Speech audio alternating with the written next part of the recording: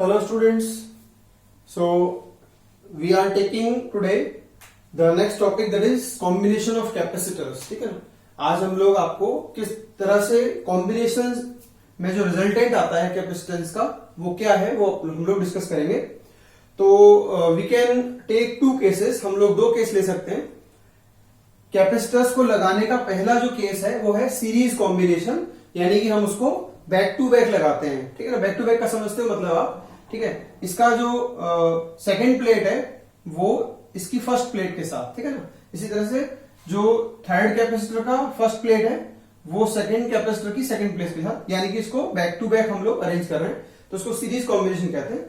और parallel combination में हर capacitor की एक प्लेट एक एंड पे कनेक्टेड होती है बैटरी के, और उन सभी कैपेसिटर्स की जो दूसरी प्लेट्स हैं वो बैटरी के दूसरे टर्मिनल से एक साथ कनेक्टेड होती हैं.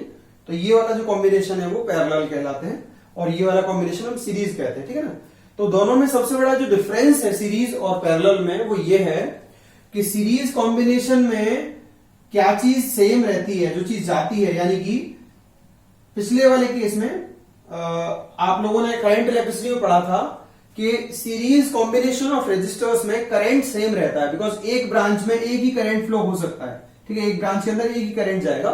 लेकिन यहां पर डिस्कशन चार्ज का होगा, तो सभी कैपेसिटर्स को चार्ज सेम मिलेगा. ठीक है ना, इंस्टेड ऑफ करंट, करंट की बजाय हम किसकी बात करेंगे, चार्ज की.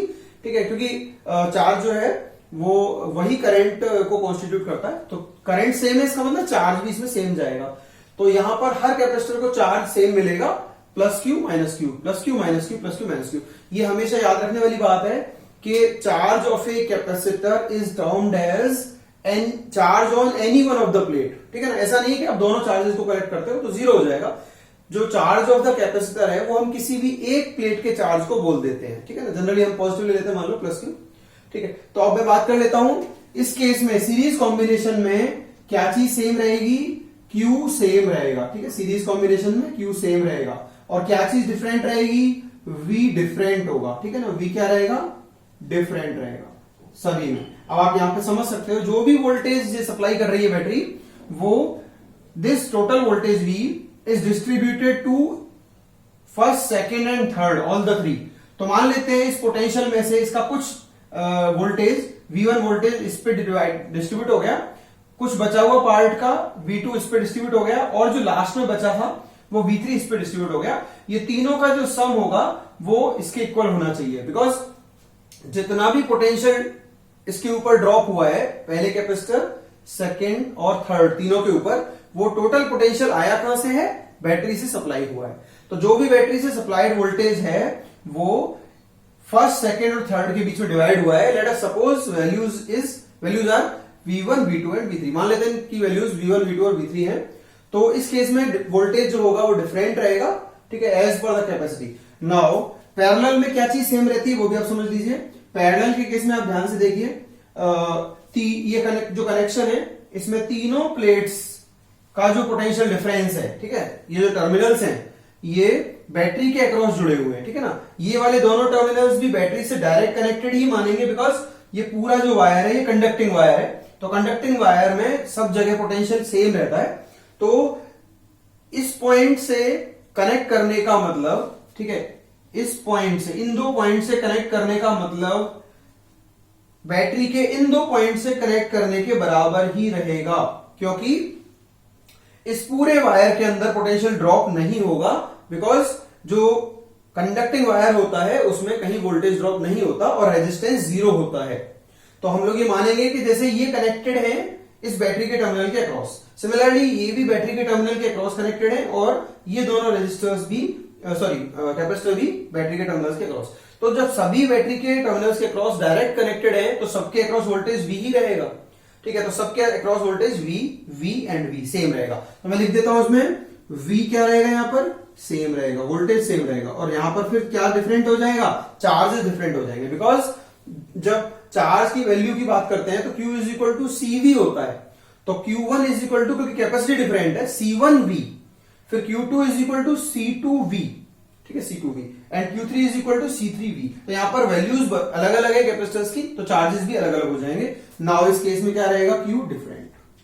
चलिए अपन बात कर लेते हैं आगे। नाउ कैलकुलेशन के बारे में बात कर लेते हैं। तो जैसा कि पिछली बार हमने करंट इलेक्ट्रिसिटी चैप्टर में पढ़ा था कि जो डिफरेंट होता है हमेशा उसी की इक्वेशन बनाते हैं। तो क्या डिफरेंट है? V डिफरेंट है, तो V की इक्वेशन बनेगी V is equal to total voltage supplied by the battery is equal to voltage on first capacitor plus voltage on second capacitor plus voltage on third capacitor. ठीक है ना, voltage drop on each three.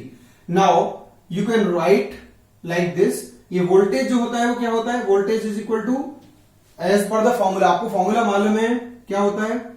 V is equal to Q by C, आपको मालूम है formula, ये standard formula है। ठीक है, तो हम लोग लिख सकते हैं इस केस में V1 इज इक्वल टू, देख लीजिए आप, Q by C1, because charge तो सेम है, जो वैल्यू कितनी है Q, plus V2 is equal to Q by C2 and third one Q upon C3।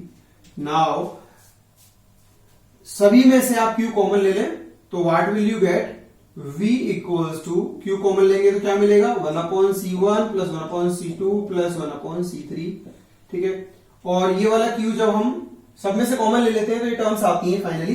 तो ये Q अगर मैं क्रॉस मल्टीप्लाई करता हूं नीचे, क्या करता हूं मैं? क्रॉस मल्टीप्लाई, तो ये नीचे चला जाएगा। तो व्हाट विल यू गेट?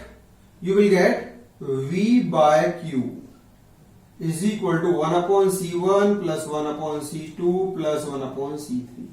ठीक है, अब ये V बाई क्यू क्या चीज है आप चेक कर लो। V बाई क्यू अगर मैं यहां पे ध्यान से देखिएगा, इसको क्रॉस मल्टीप्लाई करता हूं नीचे, तो V बाई क्यू क्या हो जाएगा? 1 अपॉन C। तो V बाई क्यू हो जाएगा 1 अपॉन C। तो मैं लिख सकता हूं इसको, ये total voltage upon total charge है, तो ये 1 अपॉन C। C क्या है? Total capacitance. टोटल कैपेसिटेंस को इक्विवेलेंट भी बोलते हैं। ठीक है ना, कैपेसिटेंस C इक्विवेलेंट। तो finally you will get this formula, ये आपको फॉर्मूला मिल जाएगा, C इक्विवेलेंट का फॉर्मूला ये होगा। ठीक है ना, तो सिमिलरली अगर ये 3 कैपेसिटर ना होके n कैपेसिटर्स हैं तो ये फॉर्मूला एक्सपेंड हो जाएगा, ये 1 upon C1 plus 1 upon C2 plus 1 upon C3 to टू 1 अपॉन Cn तक जाएगा। ठीक है ना, तो उसके लिए मैं जरूरत नहीं, no need to write it, आपको याद रहेगा ये फॉर्मूला, इसको देख करके। ठीक है, नाउ पैरेलल के केस में आप लोग लिख लीजिए, चार्ज डिफरेंट है तो फॉर्मूला किसका बनेगा? चार्ज का फॉर्मूला बनेगा। तो total charge supplied will be equal to, आप लिख लीजिए, total charge supplied by the battery is equal to charge on the first capacitor plus charge on the second capacitor plus charge on the third capacitor. Now you can write charge की value कितनी होती है? Q is equal to CV। तो first वाले case में C1V plus C2V plus C3V, as V सब में common है, सेम है। ठीक है ना, नाउ सब में से V कॉमन ले लेंगे तो आपको क्या मिल जाएगा value?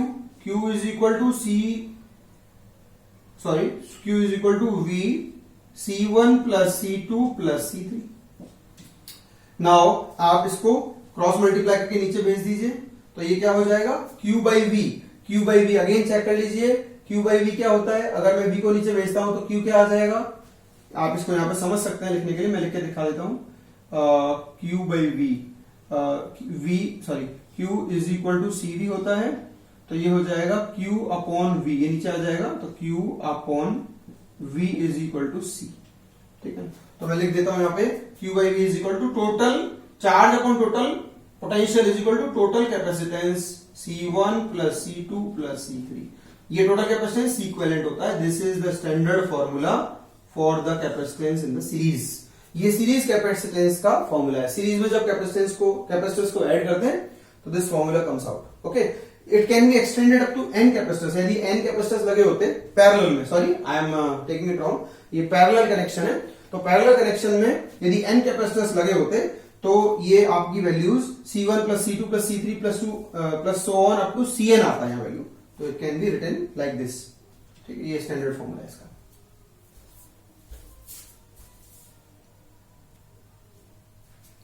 Now, coming on to the next topic, we are discussing about the energy stored within a capacitor. ठीक है ना, अभी आप लोगों को मैं समझाऊंगा कि किसी कैपेसिटर के अंदर एनर्जी जब स्टोर होती है तो हाउ टू कैलकुलेट इट, इसको कैलकुलेट कैसे किया जाए। ठीक है ना, तो कैपेसिटर, जो भी आप ये चीज जानते हो, इसको मैं एक बार और क्लेरिफाई कर दूं कि जो भी एनर्जी कैपेसिटर प्लेट्स के बीच आती है, that is due to the electric field between these plates. आपको मालूम है जब हम कैपेसिटर को चार्ज करते हैं, कोई भी बैटरी इंट्रोड्यूस करके, बैटरी लगाकर चार्ज करते हैं इसको, तो इसकी दोनों प्लेट्स को चार्ज मिलता है, यानी कि पॉजिटिव एंड यहां से इलेक्ट्रॉन्स निकलते जाते हैं और इस वाले प्लेट पर इलेक्ट्रॉन्स जमा होते जाते हैं। तो जो कुछ भी हो रहा है बैटरी के कारण हो रहा है, लेकिन जो चार्जिंग हुई है वो किस कारण से हुई? बैटरी से। पर once the charges are acquired, एक बार जब चार्ज आ जाते हैं तो इन दोनों चार्जेस के बीच पॉजिटिव टू नेगेटिव क्या आती है? इलेक्ट्रिक लाइंस ऑफ फोर्स, ठीक है ना। ये इलेक्ट्रिसिटी की लाइंस या इलेक्ट्रिक फील्ड आ जाता है।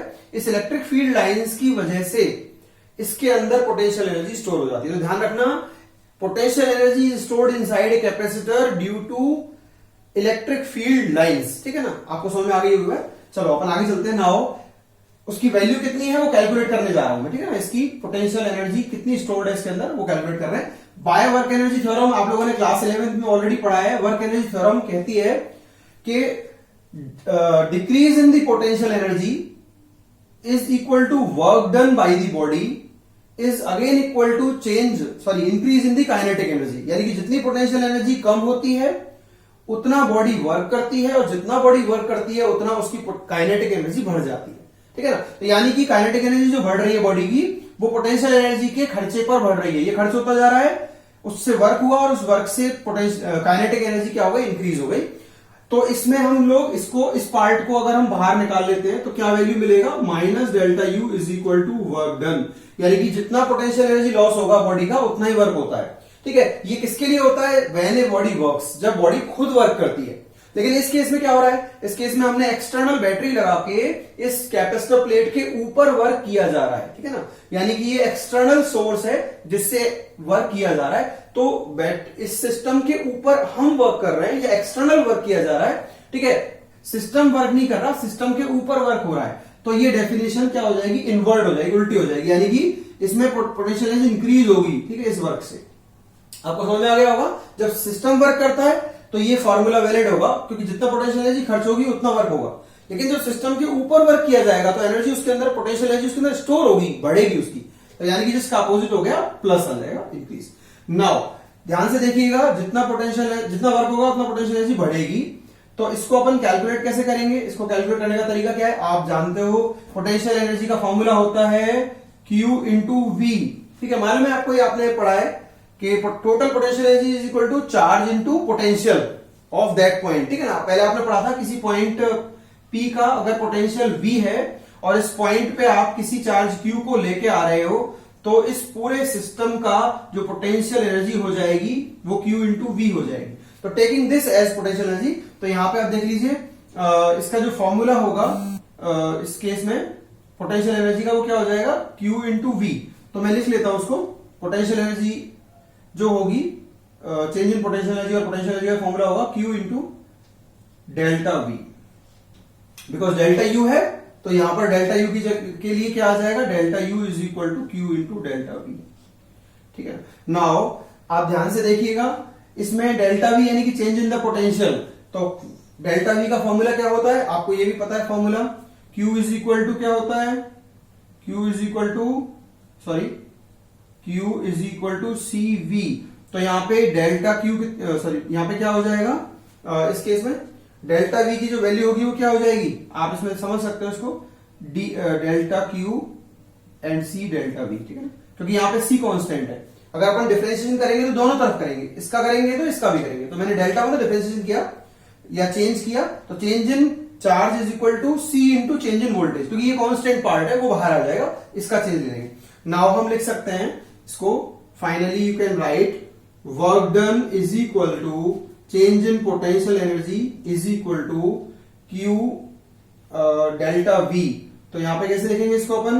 डेल्टा वी की वैल्यू क्या है चेक कर लीजिए इसमें, डेल्टा Q अपॉन, इसको लिखेंगे अपन पहले, ये वाली पहले ये टर्म लिखेंगे Q इंटू डेल्टा वी।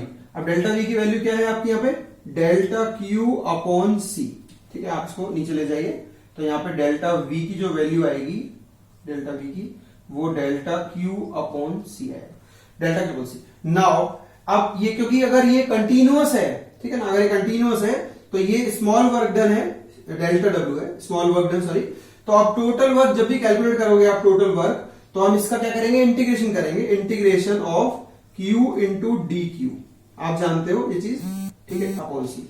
जब कभी इसको बहुत छोटा एलिमेंट माना जाता है तो डेल्टा को, और कंटिन्यूअस एलिमेंट हो लगातार तो हम डेल्टा क्यू की जगह डी क्यू लिख लेते हैं। ठीक है, किस लिए? इंटीग्रेशन के लिए। ये डिफरेंशिएशन है। तो फाइनली ये फॉर्मूला यदि आपको नहीं मालूम तो मैं लिख देता हूं इस फॉर्मूले को। आप you can write it, this formula is x D x का इंटीग्रेशन जो होता है वो होता है एक्स की पावर, ये यहां पे n है, x power n d x, तो n+1 अपॉन n+1। ठीक है, ये आएगा प्लस कॉन्स्टेंट। तो आप देख लीजिए यहाँ पे जो आपकी वैल्यू है वो 0 टू चार्ज कितना है आपका कैपिटल क्यू, तो डेफिनेट इंटीग्रेशन है तो कांस्टेंट नहीं आएगा इसमें। तो यहाँ पे आ जाएगा x की जगह q है ना, तो ये आ जाएगा q की पावर 1+1 यानी कि 2 अपॉन 2।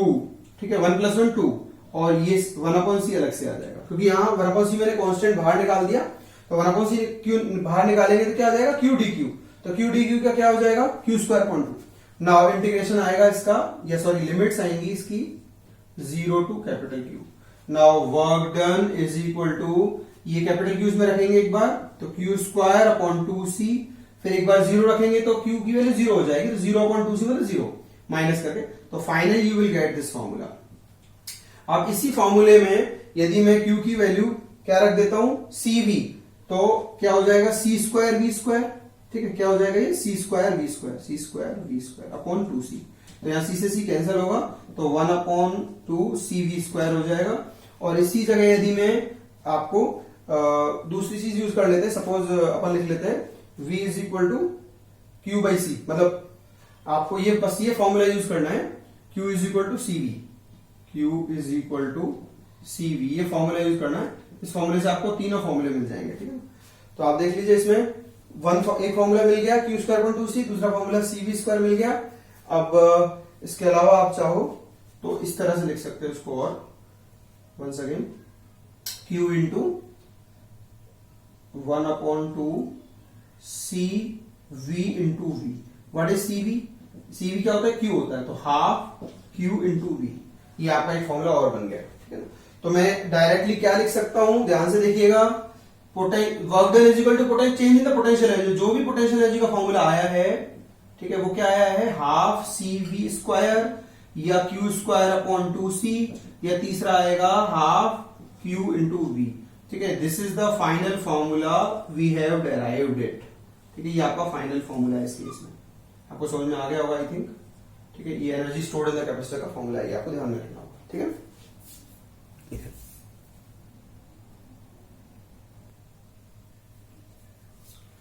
चलिए इसके बाद फिर आगे चलते हैं, अपन इसको आगे कंटिन्यू करते हैं डिस्कशन को। तो इसमें ध्यान से देखिएगा, नेक्स्ट जो आपका टॉपिक है वो है एनर्जी डेंसिटी, यानी कि energy stored in the capacitor का ही सब टॉपिक है एनर्जी डेंसिटी। ठीक है ना, तो जो भी कैपेसिटर के अंदर एनर्जी स्टोर्ड होती है उसको एक दूसरे तरीके से लिखने का फॉर्मूला जो है वही एनर्जी डेंसिटी का फॉर्मूला है, यानी कि energy per unit volume. Energy density क्या है, मैं इसको दोबारा से लिख देता हूं, एनर्जी पर यूनिट वॉल्यूम। ठीक है, यही आपका क्या होता है? Energy density. Per unit volume में कितनी एनर्जी स्टोर्ड है वो आपकी एनर्जी डेंसिटी होती है। तो उसको लिखने का तरीका आप देख लीजिए, फॉर्मूला आपने लिख लिया था, हम लोग we have arrived at the formula u is equal to q²/2c और हाफ cv² और 1/2 qv। ठीक है, आपको याद रहना चाहिए। तो मैं कोई भी एक फॉर्मूला इसमें से ले लेता हूं। नाउ कुछ मेरे एजम्पशंस हैं, मान लेते हैं इस पूरे सिस्टम में जो कैपेसिटर लगा हुआ है उसकी प्लेट एरिया a है और उसकी सरफेस चार्ज डेंसिटी सिग्मा है। ठीक है, दो एजम्पशंस है, plate area a and surface charge density sigma. तो प्लस सिग्मा इस प्लेट का और माइनस सिग्मा इस प्लेट का हो जाएगा, प्लेट एरिया सेम रहेगा दोनों के लिए। नाउ आप जानते हो इसके बीच के अंदर जो भी इलेक्ट्रिक फील्ड एग्जिस्ट करता है, ठीक है, इन द प्रीवियस डेरिवेशन आप इस चीज को देख चुके हो कि जो भी इसके प्लेट के बीच में इलेक्ट्रिक फील्ड एग्जिस्ट करता है उसको हमने सिग्मा अपॉन एप्सिलॉन से रिप्रेजेंट किया था, यानी कि electric field between the plates of the capacitor is denoted by sigma upon epsilon, where sigma is the surface charge density of any one of the plate and epsilon is the permittivity of free space. तो यहां पे आप लोगों ने ये value जो है ये यूज करनी है। तो सबसे पहले आप लोग चेक कर सकते हो व्हाट इज द वैल्यू, ये फॉर्मूला पहला फॉर्मूला हो गया, फर्स्ट फॉर्मूला। इसके अलावा सेकेंड फॉर्मूला आप जानते हो Q is equal to sigma into a होता है, आप जानते हो ना इस चीज को, बिकॉज सरफेस चार्ज डेंसिटी क्या होती है? Q अपॉन ए। ठीक है, ये आप जानते हो ना, सरफेस चार्ज डेंसिटी सिग्मा क्या होता है, total charge upon on one plate upon total area of that plate. तो इससे हम लोग ये चीज लिख सकते हैं, ठीक है ना। तो सेकंड फॉर्मूला आपका ये हो जाएगा। और थर्ड फॉर्मूला आप ये भी जानते हो इस केस में, जब हम इनको यूज करेंगे तो कैपेसिटर का फॉर्मूला जो होता है, जो हम previously we have arrived, epsilon naught A upon D. ठीक है, अगर प्लेट्स के बीच में जो डिस्टेंस है वो डी है, स्मॉल डी, तो ये आपका कैपेसिटेंस का फॉर्मूला हो जाएगा। ठीक है ना, this is the third formula. इन तीनों फॉर्मूलों को आप इंट्रोड्यूस कर दो, इसके अंदर पुट कर दो, तो एक साथ सॉल्व करने पर आपको आंसर मिल जाएगा। U is equal to Q square, Q square का मतलब सिग्मा ए का पूरे का square upon 2 into C. C की वैल्यू कितनी है चेक कर लीजिए आप, सी की value epsilon naught A upon D, ठीक है ना, ये है। तो ये आपको डी जो है वो क्रॉस ऊपर मल्टीप्लाई हो जाएगा, तो ये मिल जाएगा सिग्मा स्क्वायर ए स्क्वायर अपॉन 2 एप्सिलॉन नॉट ए और डी ऊपर आ जाएगा। नाउ अब आप इसको यूज कर सकते हो, सिग्मा की वैल्यू कितनी है, सिग्मा इज इक्वल टू, यहां से क्रॉस मल्टीप्लाई कर दो, सिग्मा की वैल्यू एप्सिलॉन नॉट ई। ठीक है, तो आपको it's better you write this formula E is equal to sigma upon E here, है ना, आपको इस तरह लिखना चाहिए। लेकिन इसको यहां पे जो यूज करना है वो किस फॉर्मेट में करना है, sigma is equal to epsilon naught e, इसको यूज करना है sigma is equal to epsilon naught e. ठीक है, इसमें भी यूज करना है। तो ये आपका फर्स्ट फॉर्मूला था। Now put the value of sigma here, तो रख देंगे, तो सिग्मा की वैल्यू कितनी है, एप्सिलॉन नॉट ई, और सिग्मा स्क्वायर की वैल्यू क्या हो जाएगी, epsilon not square E square into A square, ठीक है, into D upon 2 epsilon naught ए। यहां पे ध्यान से देख लीजिए, ए से एक कैंसिल हो जाएगा, एक एप्सिलॉन से एक एप्सिलॉन कैंसिल हो जाएगा। Now what will you gate, 1 upon 2 epsilon naught E square into A D. अगर अपन समझते हैं इसको ध्यान से, तो ए डी क्या है, एरिया इंटू डिस्टेंस। ठीक है, प्लेट एरिया इंटू डिस्टेंस, तो आपको क्या मिल गया, plate area length into breadth into ये इसकी हाइट, यानी कि length into breadth into height, ये वॉल्यूम हो गया किसका, इस कैपेसिटर का। ठीक है, इन कैपेसिटर प्लेट्स के बीच में आने वाला टोटल वॉल्यूम हो जाएगा ए इंटू डी। तो ये लिख सकते हैं अपन यहां पर कि U is equal to half epsilon naught E square into volume of the capacitor. Now इस वॉल्यूम को जब आप क्रॉस मल्टीप्लाई करके नीचे भेजोगे यहां पे, तो क्या मिलेगा आपको, U upon V is equal to half epsilon naught E square. ठीक है, इस फॉर्मूले को आप, और you can write it as, this is what you को क्या बोल सकते हैं अपन, एनर्जी डेंसिटी।